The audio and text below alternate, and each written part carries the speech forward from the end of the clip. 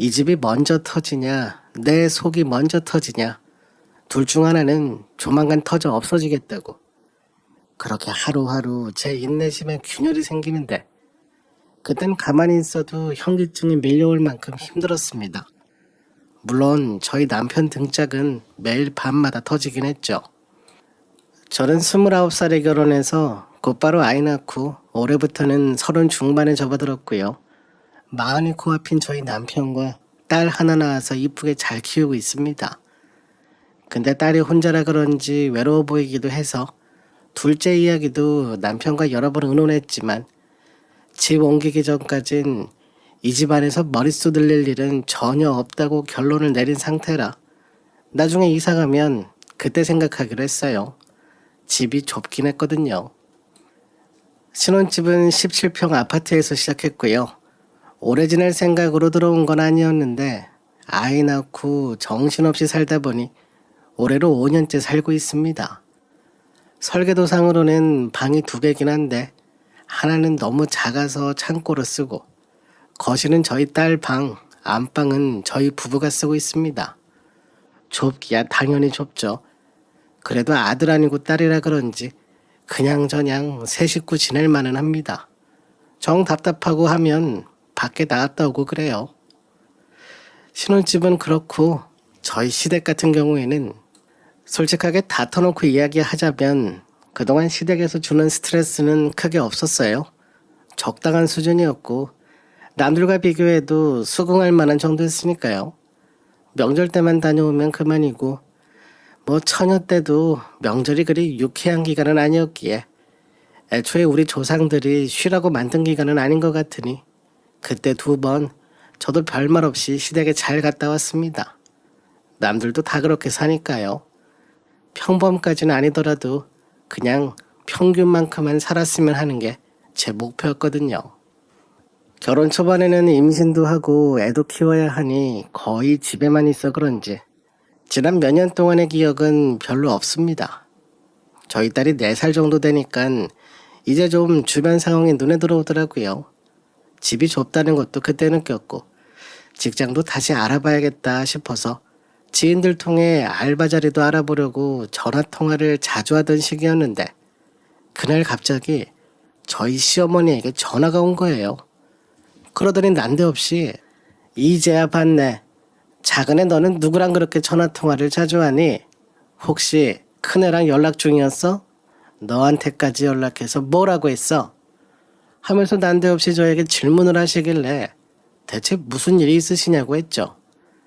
그러자 어머님은 한숨을 푹 쉬시더니 목소리까지 내리깔고는 너희 아주버니 우리 큰아들 어제부로 혼자 됐다 이러시는 거예요. 그 소리를 듣자마자 정말 소스라치게 놀라서 전화기를 들고 벌떡 일어나 소리를 질렀어요. 형님한테 무슨 일이 생겼냐고 왜 그러시냐고 물었어요. 그러자 시어머니는 어제 변호사도 왔다가 가고 법원에도 다녀온다고 그러고 요즘 그것 때문에 집안이 난리도 아니라고 하시길래 아니 병원이나 의사가 나와야 정상인데 갑자기 무슨 법원 소리냐고 했더니 큰며느리가 이번에 아주 작정을 하고 기어코 갈라서기로 결심한 것 같다며 저희 형님 이야기를 막 쏟아내시더라고요.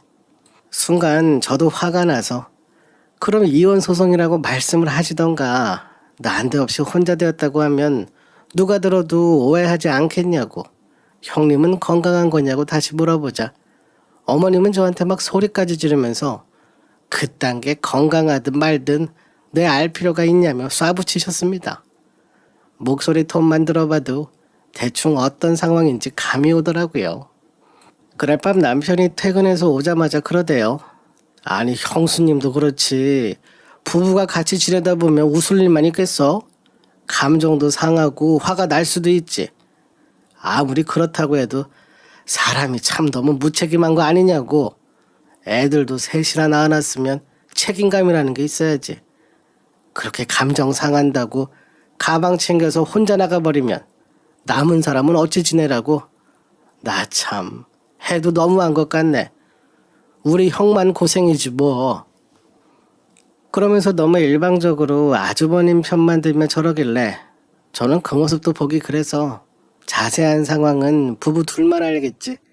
형님도 오죽 답답했으면 애들까지 놔두고 나가버렸겠냐고 했더니 남편이 피식 웃으면서 아니 그동안 부부가 금술이 좋았으니 아이를 셋이나 낳았겠지 않냐며 좋았을 때는 다 잊어버리고 조금 힘들어졌다고 저렇게 나가버리냐고 아주 이번에 형수님 다시 봤다며 혀를 차는 겁니다. 그땐 저도 더 이야기하진 않았어요. 조카들 셋을 놔두고 나가버렸다는 부부는 형님이 무슨 사연이 있다고 해도 저까지 나서서 편들어줄 상황은 아니었으니까요. 시댁 집안일이고 제가 당사자가 아니니 저는 최대한 말을 아꼈습니다. 괜히 저 불구덩이에 저까지 말려 들어갈 수도 있었으니까요. 그래도 조카들은 내심 걱정이 되긴 했습니다. 막내는 저희 딸이랑 동갑이던데 한창 엄마 손이 필요할 나이에 저렇게 되었으니 딱하다는 생각이 들긴 들었으니까요. 저희 남편도 그 부분이 제일 속상한 것 같아 보였습니다.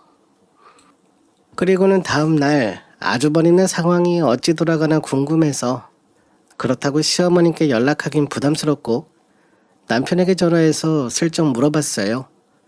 근데 다행히도 다음날 아침에 형님이 집에 와서 아이들을 챙겼다고 하는 겁니다.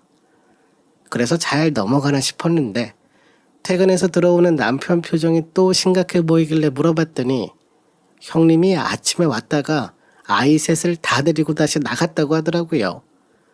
이혼 소송에 들어갈 것 같다고 생각보다 문제가 큰 것 같다고 하길래 형님에게 먼저 전화를 걸어볼까 싶다가도 나중에 좀 지나서 이야기해보자고 말았습니다.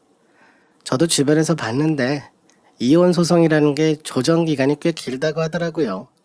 숙려 기간이라고도 하는데 3개월까지도 고민해보라고 시간을 넉넉하게 준다고 해요.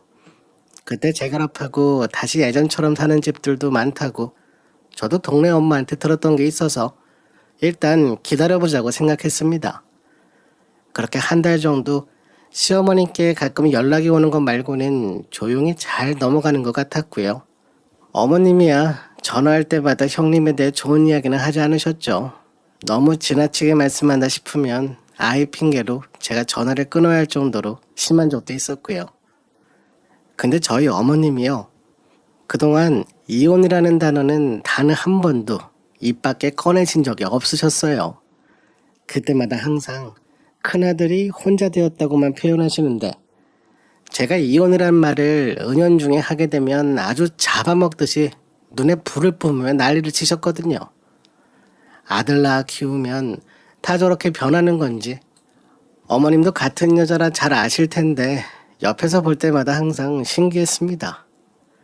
그러다 어느 날 초인종이 울려서 밖을 보니 어머님이 혼자 서 계셨고 무슨 일이 또 생겼나 싶어서 정말 아무 의심 없이 현관문을 열어드렸습니다.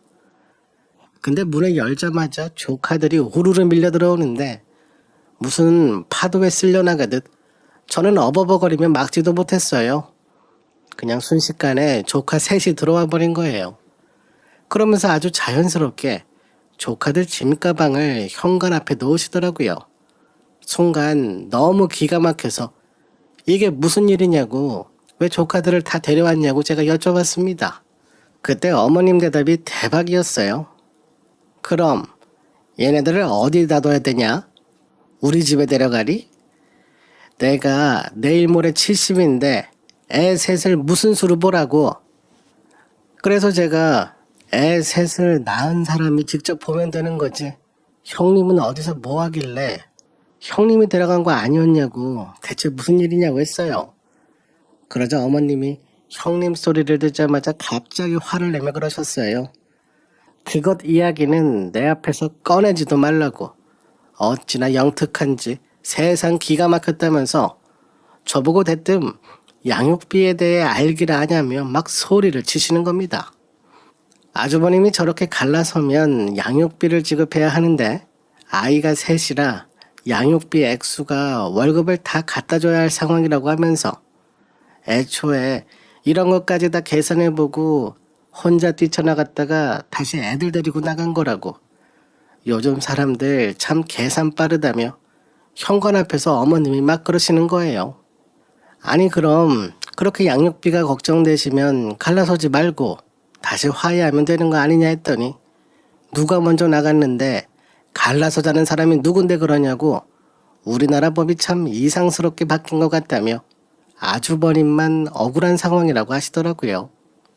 근데 진짜 억울한 사람은 다름 아닌 저였죠. 저는 아무 잘못도 없고 아이만 셋이 늘었으니까요. 그래서 곧장 이야기했어요. 나는 애들 못 본다고 우리 딸 하나 보는 것도 힘들고 이렇게 좁은 집에서 아이 넷을 무슨 수로 감당하냐고 불가능하다고 딱 잘랐습니다. 아이들 짐가방도 현관문 밖으로 다시 밀어놨고요. 어머님도 더는 저에게 이야기 안 하시더라고요. 곧장 제 남편에게 전화하시는 것 같았습니다. 그리고는 30분 정도 지나자 저희 남편이 허겁지겁 집에 들어오는데 남편과 함께 아주버님까지 같이 온 겁니다. 아주버님은 면도도 안 했는지 산적 같은 얼굴로 저한테 재수씨 죄송합니다 하면서 자기 사정 설명을 한참 동안 하더라고요. 대충 예상은 했지만 명절 지나고 나서 대판 싸웠다고 했어요. 명절날 형님 표정이 유독 안 좋았거든요. 말도 거의 없고 그러기에 무슨 일이 있나 보다 했는데 싸운 이유에 대해서는 빙빙 돌려가며 말하는데 저는 계속 시어머니만 쳐다봤습니다. 근데 어머님도 무슨 이유인지 전혀 모르시는 것 같더라고요. 눈치가 없으신 건지 아니면 다 알고도 모른 척하고 계신 건지 지금 둘째 아들도 이혼 직전 상황으로 흘러가고 있는데 어쩜 저렇게 태평하게 서 계실 수 있을까 싶었습니다. 대충 상황은 그러했어요. 형님네 친정에서도 난리가 나서 형님은 친정집에도 못 들어가고 모텔에서 지내고 있다더군요. 근데 아이들을 거기다 어찌 두겠냐고 잠시만 정말 잠시만 봐주시면 형님 집을 새로 알아봐 주던지 아주버님이 나가고 그 집을 비워주든지 할 테니까 길게도 아니고 일주일만 봐달라며 산적 같은 아주버님이 눈물을 그렁그렁 맺혀서 저한테 그러는데 옆에 있던 남편도 막 눈이 빨개져서 울라고 그러고 조카들은 이미 울고 있었고요. 그렇게 결국 조카들 짐가방을 저희 집 거실에 풀어놓게 되었습니다. 그 뒤로 3주가 흘렀습니다. 아침에는 아랫집에서 시끄럽다고 올라오고 저녁에는 옆집에서 조용히 좀 하라고 왔고요. 매일 밤마다 제 속에서는 천불이 올라왔습니다. 어머님은 도와주겠다고 하시면서 애들 먹을 반찬을 가져왔다고 하시는데 완제품이 아니라 재료를 들고 오셨습니다. 일거리를 가져다 주시는 거죠. 그리고는 재료 손질을 하시면서 하루 온종일 형님에 대한 이야기를 쏟아내는데 신혼집이 먼저 터지나 내 속이 먼저 터지나 이러면서 점점 균열이 생기더라고요. 그게 처음엔 제 인내심에 한계가 온다고 생각했지만 아니었어요. 우리가 살면서 지켜야 하는 가족끼리의 정, 도리, 예의범절 이런 거 있잖아요. 저도 이번에 그걸 지키려고 한 거고요. 모텔 소리까지 들은 마당에 모른 척하긴 힘들었으니까요. 근데 3주 정도 당하고 나서야 확실히 알겠더라고요. 그딴 거 지킬 필요도 없고 지킨다고 해서 누가 나한테 고마워하는 것도 아니고 냉정하게 못한다고 이야기해버리고 며칠 욕먹고 마음 불편하면 그만이었을 텐데 그 며칠을 못 참아서 이렇게 바보처럼 당하고 지내야 했구나 싶었습니다. 3주까지 참아주면 뭐합니까? 더 못하겠다고 하면 그때 또 뭐라 할 텐데. 퇴근해서 온 남편에게 제가 짧게 한마디 했습니다. 조카들 셋 내일까지만이야. 그러자 남편이 그럼 조카들은 어디로 가냐고 물어보길래 제가 그랬죠. 나야 모르지. 근데 우리 집에는 딱 내일까지만 있을 거야. 제가 너무 침착하게 이야기하자 남편은 한참 동안 제 눈치를 보더라고요. 예전 같았으면 힘들다 어쩐다 징징거리기도 하고 바가지를 긁었겠지만 그럴 필요가 전혀 없었으니까요. 그렇게 한마디 하고는 말았어요. 형님에게도 당연히 연락을 넣었어요. 전화를 해도 받지 않고 문자를 넣어도 다 무시하길래 저만 애간장에 타서 기다리고 있었지만 이젠 그럴 이유도 없었습니다. 마찬가지로 딱 한 줄의 문자만 보냈거든요. 조카들 저희 집에서 내일까지만 있을 거예요. 이렇게 딱 한 줄씩 아주버님에게도 보냈고 시어머니에게도 보냈는데 정말 웃긴 건 다들 아무 반응이 없더라고요. 이번에도 그냥 하는 소린가 보다 싶었겠죠.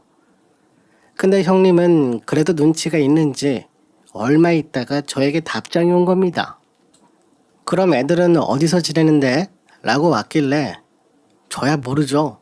라고 짧게 보냈습니다. 그러자 곧바로 전화벨이 울리며 형님에게 전화가 온 겁니다. 받자마자 형님이 저에게 그동안 고생이 많았다 어쩐다 하면서 자기가 요즘 소송 준비하느라 어찌 지내고 그동안 시댁 때문에 너무 힘들어서 머리털이 다 빠졌다는 둥 쓸데없이 하소연하길래 제가 딱 자르며 그랬어요. 다른 건 모르겠고 아무튼 내일 이후에 애들 보러 갈 거면 우리 집에는 올 필요 없다고 괜한 헛걸음 할 필요 없다 했습니다. 근데 계속 저에게 애들은 어디에 맡기냐고 물어보는 겁니다. 그래서 그게 왜 궁금하냐고 물었죠. 그러자 형님은 막 화를 내면서 내가 아이들 엄마니까 당연히 궁금하지. 무슨 소리를 그렇게 하냐며 언성을 높이길래 아이 엄마라는 사람이 지난 3주 동안 연락도 받지 않고 피했냐고 되받아 쳤습니다. 아무튼 조카들 문제는 다른 가족들이 봐주던지 정 없으면 나라에서 돌봐주기도 하니까 내일 이후로는 우리 집에 조카들 없을 거라고 잘라 말했습니다. 그 전화통화를 남편도 옆에서 듣고 있었거든요. 아주 사색이 된 표정으로 저한테 가족끼리 그럴 수가 있냐고 조카들을 왜 나라에서 돌봐주냐며 씩씩거리길래 가족이란 것들이 애들 던져놓고 나한테 이래도 되는 거냐고 지들 귀찮아서 나한테 밀어놨으면서 가족은 무슨 가족 핑계냐고 소리를 질렀습니다. 이게 싫으면 당신이랑 나랑 가족하지 말자고 언제든지 말만 하라고 했어요.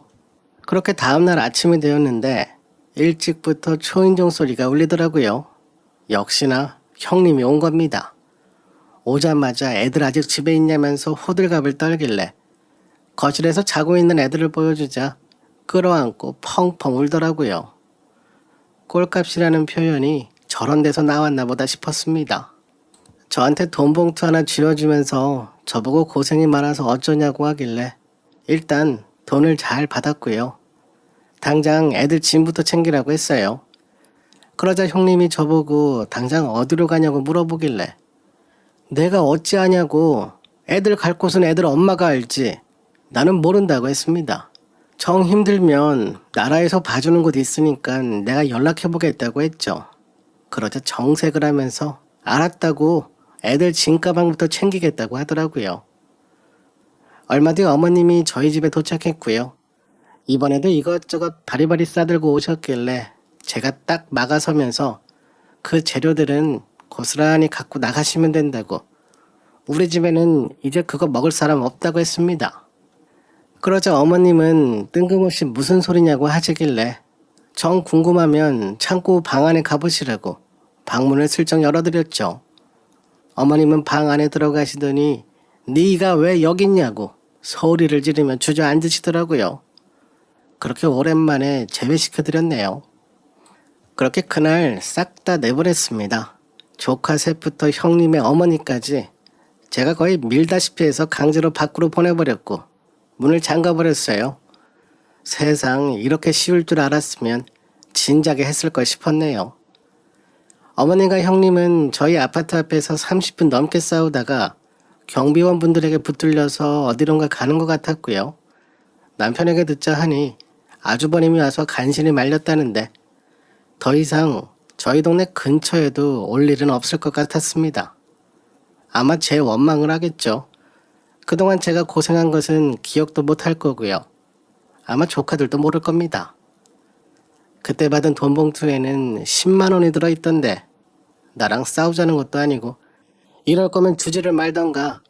제가 속이 꼬여서 그런 건지 모르겠지만 그때는 웃음밖에 안 나오더라고요. 저는 이번에요 아주 지독한 성장통을 느꼈다고 생각하려고 합니다. 이번에 아주 많이 성장했거든요. 가족이다 뭐다 도리를 다하고 예의 차리고 그게 아무 쓸모없다는 사실을 이번에 느꼈습니다. 앞으로는 제가 불편하면 하지 않을 거고요. 남이 정한 기준에서 하고 말고 결정하는 게 아니라 내 기준에 따라서 할지 말지 결정하려고 합니다. 그리고요, 굳이 내가 예의 차리지 않아도 다른 사람이 알아서 다 하더라고요. 달리 예의범절의 나라가 아닌 것 같아요. 저희 조카들 셋, 지금 형님네 친정 오빠 집에서 지낸다고 하네요. 거기는 아직 성장이 덜 된 것 같습니다. 그러니 걱정된다며 받았겠죠. 걱정을 해야 하는 사람은 부모들인데 참 웃기죠. 저렇게 살면 주변에서 칭찬을 듣기도 할 거예요. 근데 저렇게 대단하다며 칭찬하고 그런 사람들 중에 아이들 봐준다고 나서는 사람은 분명 한 명도 없을 겁니다. 저도 앞으로 칭찬만 해주려고요. 돈 드는 것도 아니고 시간 드는 것도 아니니까요. 얼마나 갈진 모르겠지만 저처럼 성장통 거칠게 겪고 나면 거기도 정신 차릴 겁니다. 혹시 제 예전 모습처럼 아직 성장이 덜 되신 분이 이 이야기를 듣는다면 제발 저 같은 실수는 하지 않으셨으면 좋겠습니다. 그래서 이렇게 적어봤어요. 3주라는 시간이 길면 길 수도, 짧으면 짧을 수도 있지만 이번 3주 동안 제대로 겪고 남은 30년은 절대 그렇게 지내지 않을 거라. 다른 분들은 3주가 뭐예요? 3초도 그렇게 안 살았으면 좋겠습니다. 들어주셔서 감사하고요. 다들 편히 지내시길 바랍니다.